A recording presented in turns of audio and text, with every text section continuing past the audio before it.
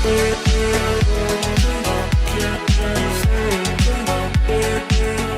Student, welcome to फ्यूके education. मैं आपका साइंस टीचर विवेक सर और आज आपके लिए मैं लेकर आया chapter 12 magnetic effect of electric current के कुछ इंपॉर्टेंट शॉर्ट टाइप क्वेश्चन। जैसा कि हमने पिछले वीडियो में इसी चैप्टर के एमसीक्यू किए थे, तो इस वीडियो में हम शॉर्ट टाइप क्वेश्चन आंसर्स करने जा रहे हैं। तो चलिए शुरू करते हैं। पहला question, how does a solenoid behave like a so एक सोलेनॉइड मैग्नेट की तरह क्यों बिहेव करता है? जैसे कि हमें पता है सोलेनॉइड जो है करंट को कैरी करता है और वो एक यूनिफॉर्म मैग्नेटिक फील्ड जनरेट करता है जो कि सिमिलर होता है बार मैग्नेट के। सो अगर हम सोलेनॉइड को देखें, ये हमारा साउथ और ये नॉर्थ पोल है। सोलेनॉइड के अंदर जो मैग्नेटिक फील्ड लाइंस रहती हैं वो यूनिफॉर्म और पैरेलल रहती हैं। पैरेलल का मतलब ये एक दूसरे को इंटरसेक्ट नहीं कर रही होती, और ये जो फील्ड लाइन जनरेट होती है साउथ पोल से नॉर्थ पोल की तरफ जनरेट होती है inside the solenoid. So a solenoid when carrying current produce a uniform magnetic field similar to a bar magnet, जो कि एक बार मैग्नेट की तरह ही काम करती है। ये हमारा बार मैग्नेट है, इसका साउथ पोल है और ये नॉर्थ पोल है।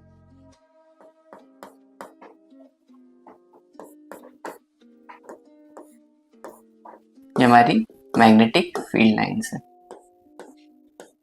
मैग्नेटिक फील्ड लाइन जो है पोल्स के पास बहुत ज्यादा होती है, और जैसे जैसे हम पोल से दूर जाते जाते हैं so magnetic field lines increase decrease होती जाती है। So a solenoid when carrying current produce a uniform magnetic field similar to bar magnet with distinct north and south pole, जहाँ पे नॉर्थ और साउथ पोल रहता है। Next, state Fleming left hand rule. Fleming left hand rule क्या बोलता है? Fleming left hand rule बोलता है कि हमारा जो thumb, first finger that is fore finger, second finger that is middle finger, ये तीनों एक दूसरे के म्यूचुअली परपेंडिकुलर होना चाहिए।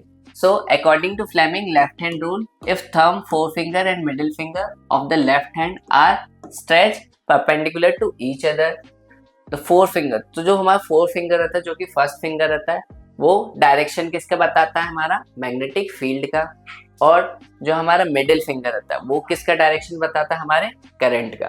और जो है हमारा थंब रहता है ये डायरेक्शन बताता है direction of force of a conductor. So the four finger point in the direction of magnetic field, the middle finger points in the direction of current, and the thumb shows the direction of force that is motion on the conductor. So इसी से हम पहचान पाते हैं कि एक conductor में direction of magnetic field क्या है, एक कंडक्टर में फोर्स का डायरेक्शन क्या है, एक कंडक्टर में डायरेक्शन ऑफ करंट क्या है, ये तीनों चीजें हम बता पाते हैं।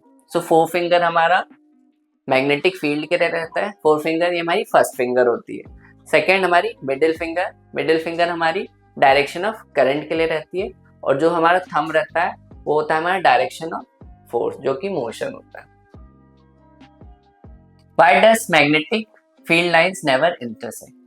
क्यों मैग्नेटिक फील्ड लाइन कभी इंटरसेक्ट नहीं करती? इंटरसेक्ट का मतलब एक दूसरे को किसी पॉइंट पे मीट क्यों नहीं करती है? सो magnetic field line never intersect because, क्योंकि अगर ऐसा होगा मैग्नेटिक फील्ड लाइन एक दूसरे को इंटरसेक्ट करेगा सो मैग्नेटिक फील्ड लाइंस अलग अलग डायरेक्शन बताएगा, अगर है कंपास उसके पास में ले जाएंगे, सो जो कि पॉसिबल नहीं है क्योंकि कंपास एक बार में एक ही डायरेक्शन बताता, आइदर नॉर्थ, साउथ, ईस्ट और वेस्ट।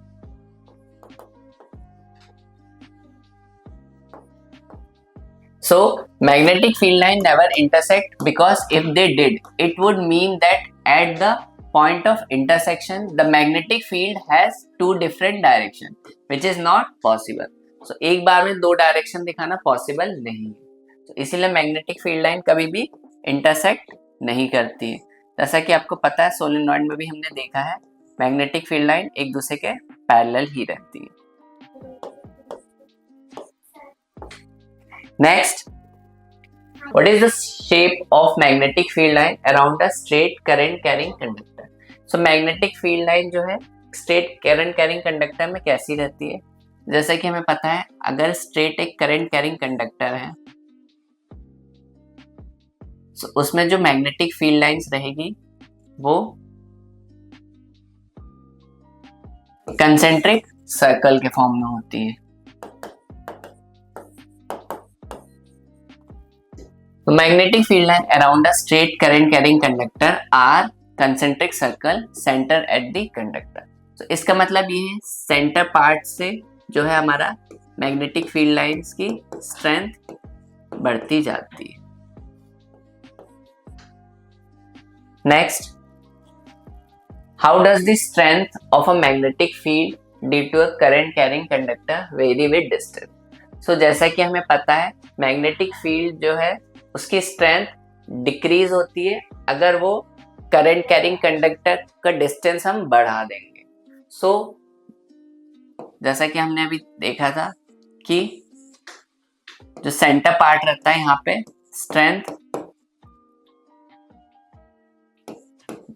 ज्यादा रहती है और जैसे जैसे हम दूर जाते जाते हैं करंट कैरिंग कंडक्टर से सो ये स्ट्रेंथ डिक्रीज होते जाती है। So the strength of the magnetic field decreases as the distance from the current carrying conductor increases. जैसे जैसे करंट कैरिंग कंडक्टर से डिस्टेंस हम बढ़ाते जाएंगे वैसे वैसे मैग्नेटिक फील्ड डिक्रीज होती जाएगी। Why is earth consider a huge magnet? Earth एक ह्यूज मैग्नेट की तरह क्यों लगता है हमें? क्योंकि जो अर्थ है उसमें बहुत सारे मोल्टन स्टेट में आयरन और निकल है जो कि एक मैग्नेटिक फील्ड जनरेट करते हैं प्लैनेट्स के आसपास। So the earth behave like a huge magnet because of the presence of molten iron and निकल इन इट्स कोर। सो अर्थ के जो कोर में हमें मोल्टन स्टेट में आयरन और निकल फॉर्म होते हैं, आयरन और निकल फाउंड होते हैं। सो आयरन और निकल फाउंड होने की वजह से अर्थ जो है मैग्नेटिक फील्ड जनरेट करती है। सो मैग्नेटिक फील्ड जनरेट करती है अराउंड द प्लैनेट्स। सो ये थे हमारे chapter 12 magnetic effect of electric current के कुछ important short type question answer. I hope कि आपको समझ में आए होंगे। अगर आपको कोई भी डाउट या क्वेरी हो तो हमें कमेंट सेक्शन में पूछ सकते हैं। आगे हम इसी चैप्टर के लॉन्ग टाइप क्वेश्चन आंसर्स भी लेकर आएंगे। सो हमारे चैनल फ्यूकी एजुकेशन से जुड़े रहे और हमें लाइक एंड सब्सक्राइब करें। Thank you.